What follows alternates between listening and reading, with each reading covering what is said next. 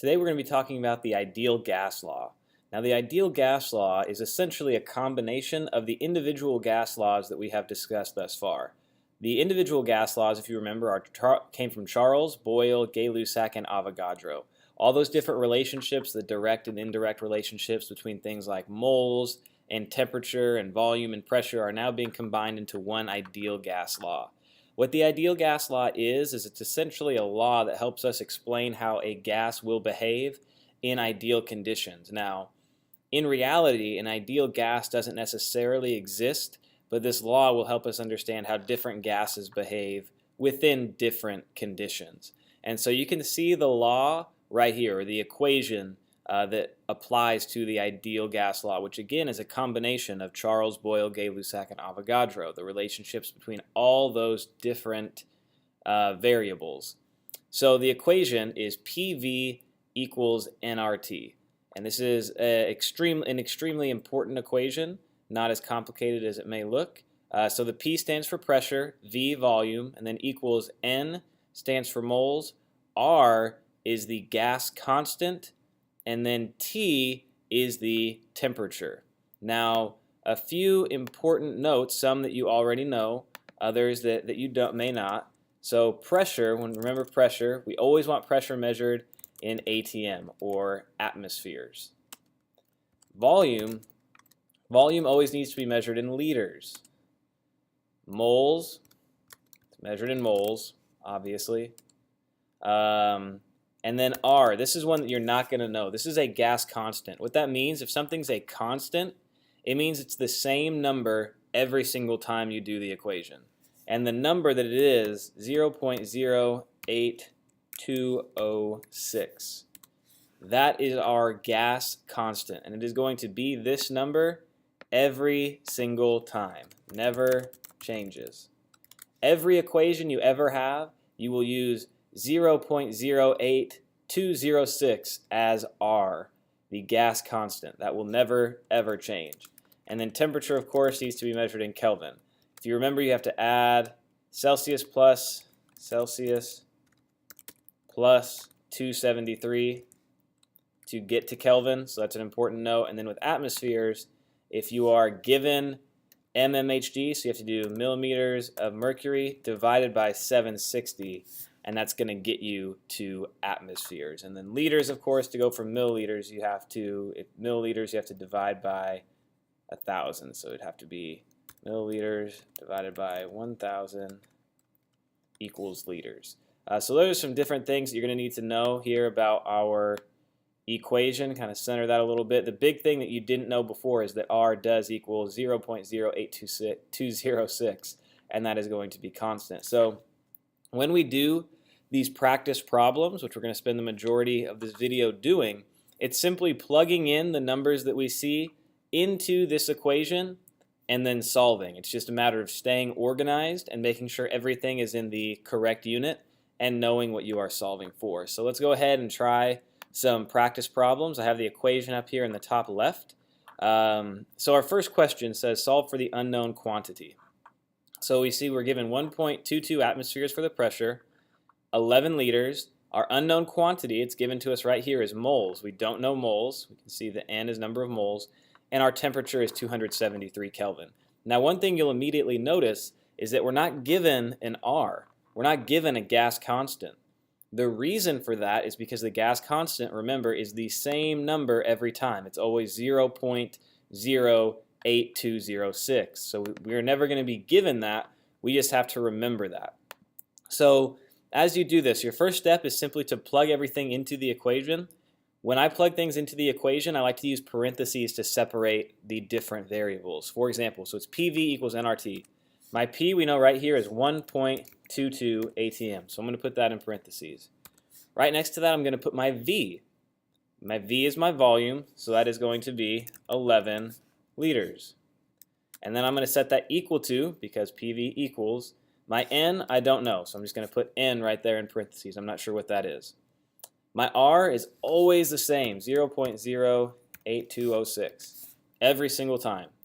And then my T, in this case, is 273. I didn't have to make any conversions because P is already in atmospheres. and T is already in Kelvin. My next step, after I've written it all out, always write it out first. My next step is to multiply each side and create kind of a new equation. So first I'm going to do 1.22 times 11, 1.22 multiplied by 11 on my left side. That's going to give me 13.42. 13.42 equals, and then I'm going to do 0.08206 and multiply that by 273.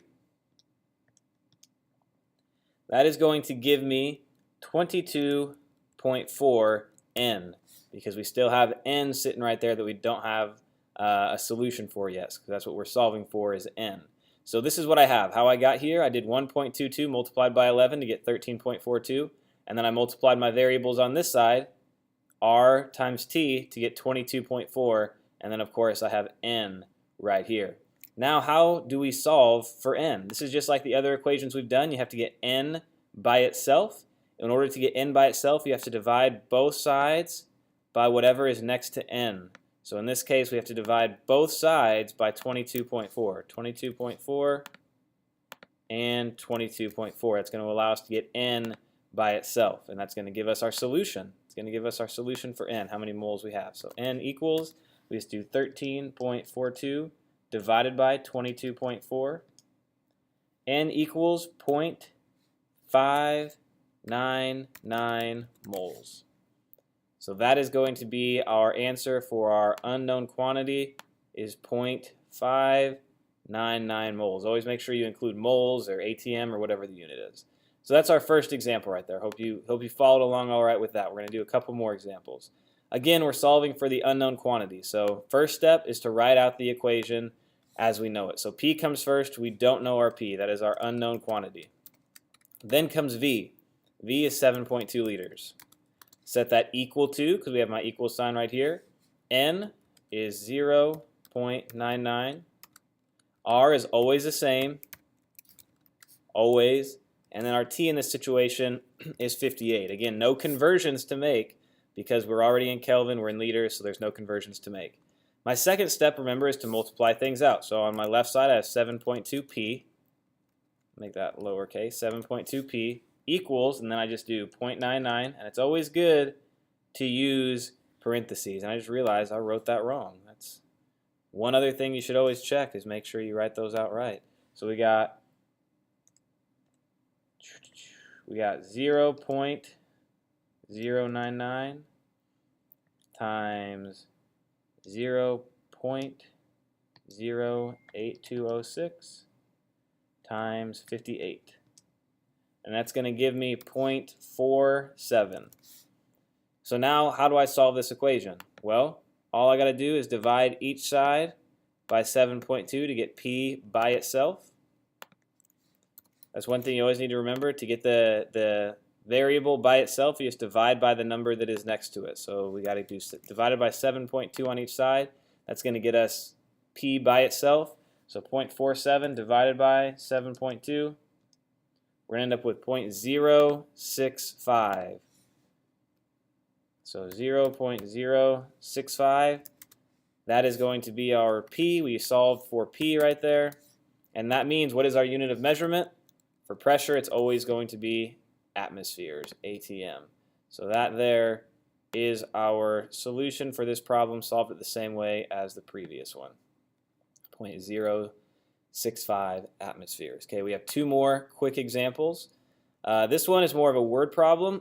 So the first thing you need to do is identify the variables in the word problem. So we see a car has a tire pressure of 1.92 atmospheres, a volume of 4.1 liters. If the approximate temperature of the gas in the tire is 298 Kelvin, how many moles, so I'm going to circle what I'm solving for, how many moles of gas are there in the tire? So the first thing I like to do when I have a word problem is kind of map it out like this, like write all my variables and what they equal. So P would equal 1.92 ATM, V would equal 4.1, N, we don't know N, that's our unknown, how many moles, and then T would equal 298. And I like to do that just to give me a visual of the different variables that we have here, just because I think that makes it easier to write out the equation. So now we are going to write out our equation. So P is 1.92, V is 4.1, set that equal to, and we're still using this equation right here, N we don't know, R is always the same, and then T is 298. So then we multiply 1.92 times 1.92 multiplied by 4.1. That's going to give me 7.87. Set that equal to, and then we multiply our other side, 0.08206 multiplied by 298. That's going to give me 24.45. 45n, don't want to forget the n. So then what do we need to do? We need to divide both sides by 24.45 to get that n by itself. So divided by 24.45, divided by 24.45, and that's going to give us our answer. It's going to give us n by itself if we do 7.87 divided by 24.45. It's going to give us 0.32 moles.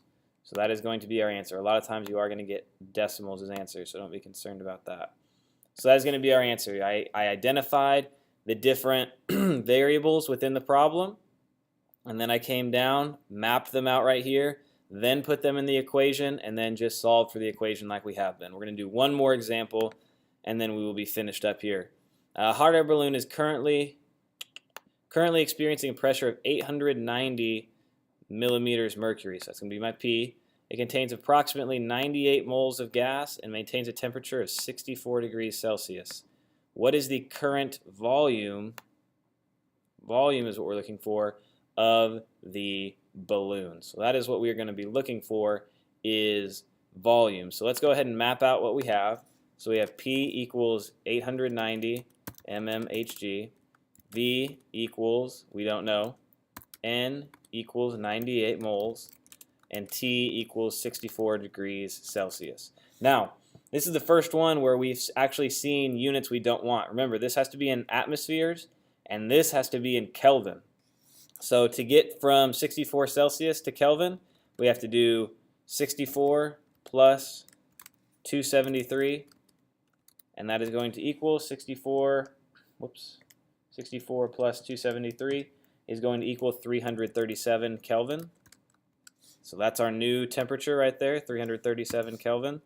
And then to get from mmHg to ATM, if you look back to that first slide we did way back here, you have to divide mmHg by 760. So we're going to do 890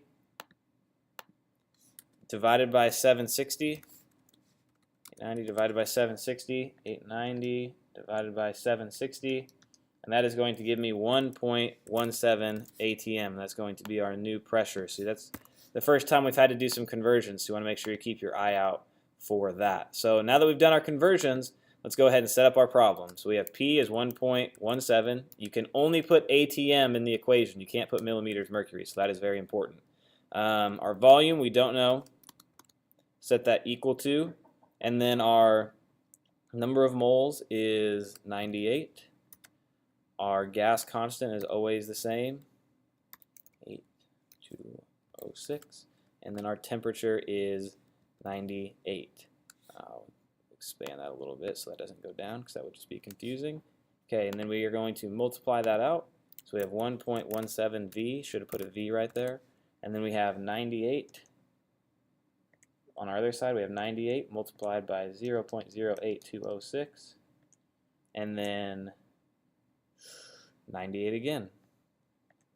Okay, why did I put 98 right here? That's just, I'm just losing it. Last problem, getting confused. That should be 337. So we have 98, start over again, 98 multiplied by 0.08206, and then 337. Sorry about that mistake. We all make mistakes, right? And that's going to give us a very large number. That's going to give us 2710. Now to solve the problem, we have to divide both sides by 1.17. Divide by 1.17. 1.17, tab, 1.17. Divided by 1.17. and that is going to give us our answer. Our volume is extremely large. It's going to be 2,316 liters, always measured in liters. Make sure we keep that consistent right there. That is going to be our volume, and that is our last practice problem for the ideal gas law. A couple key things to remember: write out the different variables, then put them in the equation, then multiply it out to create the new equation, and then just divide by whichever side has the variable still on it.